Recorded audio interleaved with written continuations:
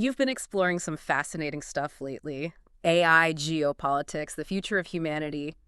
That's a lot to unpack. Yeah, a lot to unpack. And so today we're going to dive into a conversation with Craig Mundle, co-author of Genesis, Artificial Intelligence, Hope, and the Human Spirit. Okay. He gave a talk at the London School of Economics. Right. And let me tell you, it's packed with insights. So I thought, this would be a great opportunity to kind of go through some of his main ideas and see what we can pull out of this for everyone. Good. So one of the things that really struck me about Mundy's perspective is he kind of brings this polymath view to AI. He sees it as this thing that's capable of mastering all these different fields. Just like you think about like the great thinkers of the Renaissance or the Enlightenment. Yeah. They weren't just specialists in one area. They had this broad range of knowledge and abilities. So you do it all. Right. And Mundy sees AI as having that same potential. So we're not just talking about AI that's good at chess or writing code. Right. We're talking about AI that can potentially surpass human capabilities in like almost every area. Yeah. That's pretty mind-blowing when you think about it that way. Yeah, it's a little bit mind-blowing, isn't it? It is. And that's kind of where things start to get a little tricky. Right. Mundy uses this analogy of Shackleton's expedition to Antarctica. Oh, yeah. Shackleton is considered a hero because he knew when to turn back. Yeah. Even when he was so close to his goal, Right. he understood the risks, and he chose to prioritize the lives of his crew. Yeah, I see where you're going with this. Yeah. So if Shackleton... So it's like, are we going to be, so focused on reaching the South Pole with AI that we don't realize we should be turning back? Yeah, exactly. Oh. If Shackleton knew when to turn back from exploring Antarctica... Right. How do we apply that same wisdom to AI? Right. Are there lines that we shouldn't cross? Yeah. Even if the potential rewards seem massive? Yeah, there's some red lines. That's a great analogy. And this leads into what Mundy calls AI as the ultimate dual-use technology. Oh. It has the potential for immense good, but also for real harm. Right, like so many powerful technologies. Right, and he says we need to understand that potential upside so we can make informed decisions about the risks we're willing to take. So it's kind of like a risk-reward calculation? Exactly. I got to be excited about the possibilities, but also clear-eyed about the potential dangers. Yeah, you can't just be blindly optimistic about it. Right. So it's a balancing act. It is. But how do we actually ensure that AI is used ethically? Right. That's the big question. That's the big question, yeah. Well, one of the things that Mundy really emphasizes is the need for what he calls a trust architecture for AI. Okay, a trust architecture. What does that mean? So imagine it like a global operating system. Okay. That helps ensure everyone is playing by the same rules. So some kind of framework. Yeah, a framework. To guide how AI is developed and used. Right. A set of principles and guidelines that go beyond individual countries or companies. That makes sense because it really is a global technology. No, it's not something any one nation can control on its own. So we need a global solution. Right, and this architecture is all about creating an AI-driven system. Wait, AI-driven? Yes, that can enforce those rules and values across all the different applications of AI. Okay, so you're talking about using AI itself to regulate AI. In a way, yes. He argues that traditional human-led approaches just won't be able to keep up with how fast AI is evolving. It's too much for humans to handle on our own. Exactly. So we need a system that can evolve as quickly as AI itself. Right, a system that can adapt and learn. Okay, so we need an AI system to help us make sure that AI is being used ethically. Yeah. But here's the big question. Whose values are we going to encode into that system? Yeah, that's where it gets really tricky. I mean, because that seems like a recipe for conflict. Absolutely. It's a huge challenge. Yeah. That's where Mundy introduces this concept of the doxa. The doxa. Yeah, it's a Greek word. Okay. And it refers to these unwritten, but kind of universally understood moral and ethical codes. Okay, so like universal values. Yeah, values that are shared across different cultures. So not specific to any one religion or political ideology. Right. Think about the kinds of values that are passed down through stories and folklore.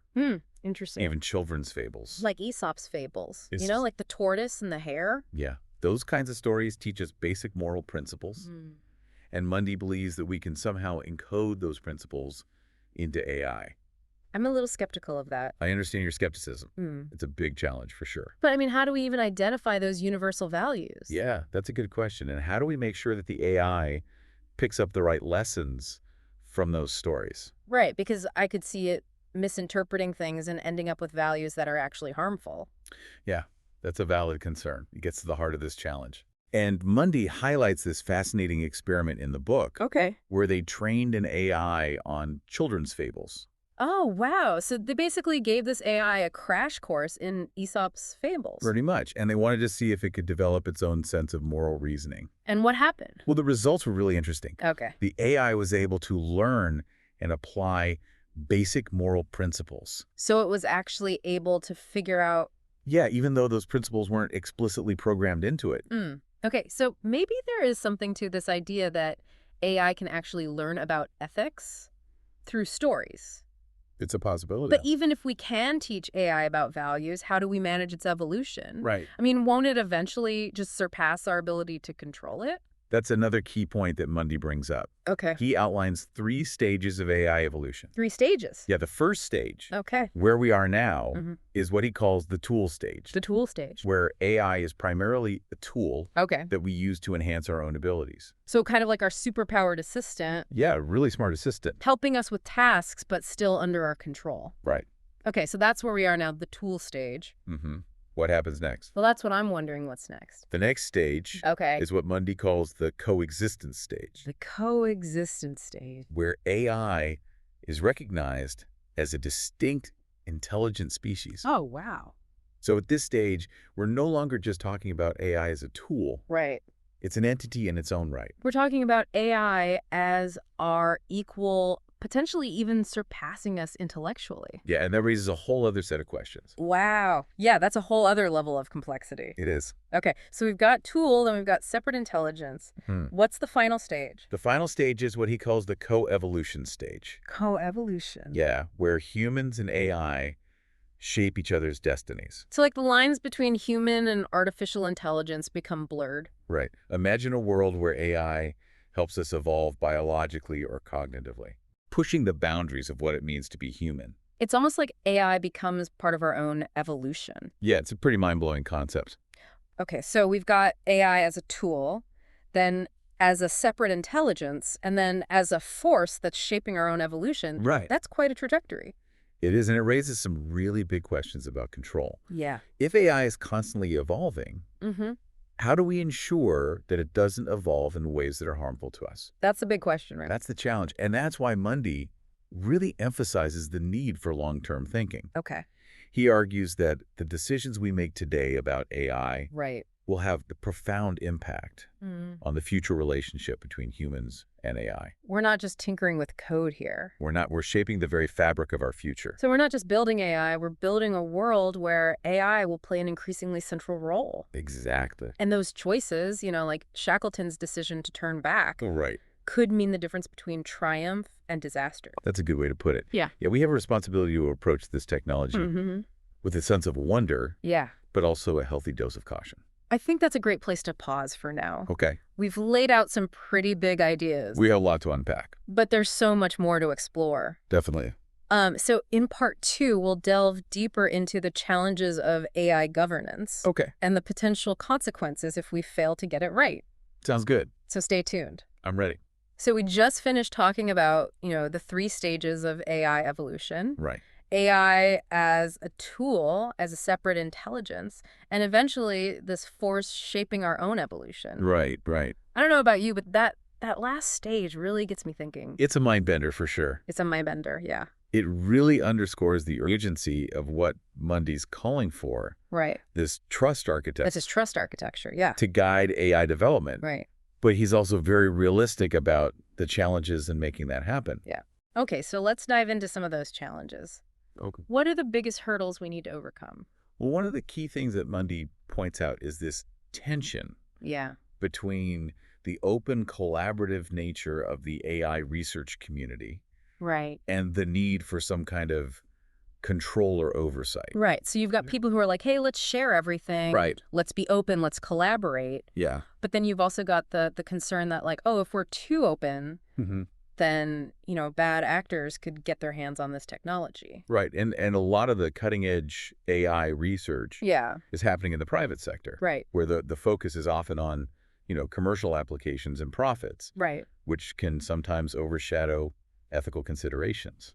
So it's almost like we need both at the same time. Yeah. We need that openness, Right. but we also need the safeguards. Right. It's almost like, needing the gas pedal and the brake at the same time. Exactly. It's a tough balance to strike. It is a tough balance. So what does he suggest? How do we do this? Well, one of the ideas that Mundy puts forward is something called ethical licensing. Ethical license? For AI developers.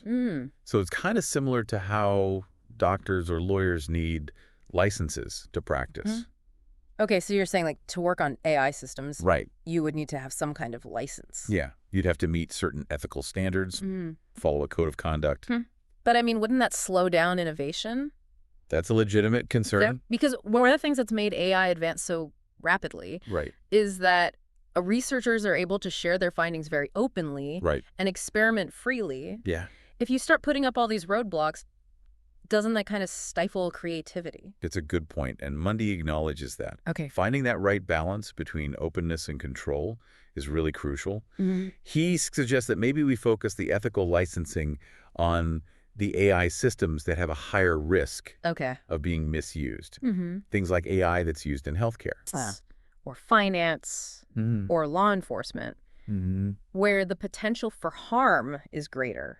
Okay, so it's almost like a tiered system. Yeah. Where the level of oversight depends on Right. how much potential harm that AI system could cause. Exactly. Okay, I could see how that would kind of make sense, but then who gets to decide what's high risk?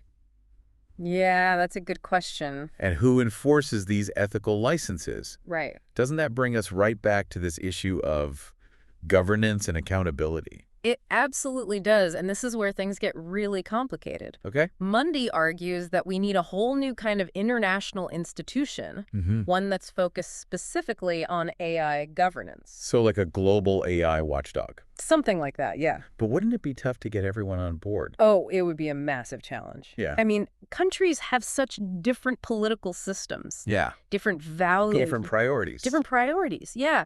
How could they possibly agree on a set of rules for AI? Yeah. It seems almost impossible. It's definitely a huge hurdle. Yeah. But Mundy believes it's necessary. Okay. He makes the point that AI is inherently a global technology. Right. Its impacts will be felt by everyone, regardless of where they live or what their political beliefs are. Yeah, he actually makes this great analogy in the book. He says trying to regulate AI within one country is like trying to stop a virus from spreading by just closing off one town. Yeah. It's just not going to work. It's a great analogy because AI doesn't care about national borders. Right. We need solutions that go beyond individual countries. Okay, but even with things like climate change Right. or nuclear weapons, it's so hard to get countries to cooperate. It is. Why would AI be any different? That's a fair point. And Mundy acknowledges that the path to global AI governance is not going to be easy, but he argues that the consequences of doing nothing Right. are just too dangerous to ignore. Okay, so we have to at least try. But how? How do we get everyone on the same page? Well, he stresses the need for a shared sense of urgency Okay. and a willingness to compromise. It's not about one country imposing its values on others. Right. It's about finding common ground, creating a future where AI benefits everyone. I mean, that all sounds great in theory, but how do we get there in practice? Yeah, that's the big question. Do we need treaties? Do we need, global summits? Those might be part of the solution. Okay. But Mundy also suggests that we need to be open to new and innovative approaches to global cooperation. Maybe instead of focusing on these top-down regulations, Right. we need to explore more decentralized models. Interesting. So instead of having like one big global AI watchdog, maybe it's more like a network of smaller regional or industry-specific organizations that all kind of work together, more like a web than a hierarchy. Yeah, that's a good way to think about it. Okay, and what else? What are some other approaches? Another approach could be to empower individuals and communities Okay. to have more control over how AI is developed and used in their own lives. I really like that idea. Yeah. It kind of comes back to what we were talking about before with becoming AI literate citizens. Right. If people understand AI better, they can advocate for its responsible use in ways that align with their values. Yeah, it's about creating a culture where responsible AI innovation is the norm, not the exception. So it's not just about setting up these external controls. Right. It's about changing our mindset, about how we approach AI from the very beginning. Mundy suggests that we need to bake those ethical considerations into the design process from the start. Right, so it's not just like an afterthought. It can't be. It's got to be part of the DNA. Right, it's got to be foundational. Okay, I mean, I agree with that. Yeah. But how do you actually make that happen? It's easy to say like, oh, let's be ethical. But how do you turn those principles into action? It's a challenge. Right. But Mundy lays out a few concrete steps we can take. Okay. First, we need to develop clear ethical guidelines and standards for building and using AI. And we also need to develop ways to audit and monitor AI systems. Okay. To make sure they're actually following those guidelines. So you're saying like regular checkups? Yeah, kind of like we have inspections for buildings or audits for financial systems. Okay. We need something similar for AI. But the thing is, with AI evolving so fast, wouldn't those guidelines just become outdated quickly? You're right, they would, which is why ongoing research into AI safety and security is so important. We need to be anticipating potential risks, developing solutions before they become major problems. So it's almost like playing a game of chess Yeah. against an opponent who's constantly learning new moves. Right. We have to be several steps ahead. We've got to be thinking ahead, yeah. But beyond all the technical stuff, it seems like a big part of this is about education as well. Absolutely. Investing in AI literacy and education is crucial. The more people understand about AI, the better equipped they'll be to make informed decisions about its future. Okay, so it's not just about the experts figuring this all out. It's about everyone becoming more aware of the issues and being able to participate in these conversations. Right. Okay, I'm starting to see the bigger picture here. We need to build new institutions, create these ethical guidelines, invest in research, and educate ourselves about AI. Yeah. It feels like we're talking about reinventing our whole approach to technology and governance in the face of this unbelievably powerful and rapidly evolving force. It is a massive undertaking. It is. There's no doubt about that. Yeah. But Mundy's point is we don't really have a choice. The potential benefits of AI are just too enormous to ignore. Right. But so are the risks. Right. We have to find a way to harness this power for good while protecting ourselves from potential harm. Okay. So embrace the potential, but proceed with caution. Yeah, proceed with wisdom. Proceed with wisdom. Yeah. I like that. But how do we find that sweet spot between being overly cautious and being overly optimistic? That's the question. Because it's easy to get caught up in either the utopian visions of a perfect AI-powered world or the dystopian fears of a robot apocalypse. Right. And Mundy talks about finding this middle ground. Okay. What he calls sober optimism. Sober optimism. It's about approaching AI with a sense of hope and excitement, but also with a realistic understanding of the challenges. So not being naive. Right. Not naive. But also not being fatalistic. Exactly. Okay. So finding that middle ground where we acknowledge both the promise and the peril. The light and the shadow. Yeah, I like that. The light and the shadow. Okay. And that means having tough conversations, challenging our assumptions, and being open to new ideas. It also means recognizing that the future of AI isn't predetermined. Right. It's something that we're all creating together through the choices that we make. So it's up to us. It is. We're not just passive passengers on this train. Well, no, we're the engineers. We're the engineers. Yeah, I like that. Okay, so we need to be proactive. We need to be engaged. We need to be critically aware. Right. But what can we actually do on a day-to-day basis to make a difference? Yeah, that's the big question. So last time we were talking about, needing to be proactive and critically aware as AI becomes more powerful. Right. But it's easy to feel overwhelmed by the scale of it all. It is. What can regular people like us actually do to make sure AI is used for good? That's a great question. Yeah. And the good news is there are a lot of people working on this. And there are things that we can all do to contribute. And one thing that I find really encouraging is how much this is spanning across different fields and sectors. It's not just computer scientists anymore. Right. You have philosophers, Right. ethicists, social scientists, Yeah. policymakers. All these people are coming together to try to grapple with these challenges. So it's like a global brain trust is emerging around AI. I think that's a great way to put it, yeah. That's reassuring to hear. Yeah. Are there any specific initiatives or organizations that stand out to you as being particularly effective? Absolutely. One that's doing some really important work is the Partnership on AI. Okay, I've heard of them. Yeah. They've been doing some interesting research on AI bias, haven't they? Yes, they're diving deep into issues like bias and fairness in AI systems. They're also working on developing best practices for AI development, promoting transparency, and helping the public understand AI better. So they're kind of like a central hub for collaboration and information sharing. That's a great way to put it, yeah. Okay, cool. What else? Another organization that's worth mentioning is the Future of Life Institute. Okay, the Future of Life Institute. What do they do? They're focused on reducing existential risks from advanced technologies, including AI. So they're thinking about the big picture stuff. Yeah, the really big picture stuff. Okay. They've actually played a big role in bringing top AI researchers together to create safety guidelines for AI development. And they also advocate for policies that encourage responsible innovation. So they're kind of like the folks who are trying to make sure that we don't accidentally create a Skynet situation. Pretty much, yeah. Someone's got to be thinking about that. Yeah, I'm glad someone is. Me too. It's encouraging to know that, these big international groups are on the case. But I imagine there's also a lot of really important work happening at a more local level, right? There are so many grassroots initiatives popping up around the world. Some are focused on using AI to tackle specific social problems.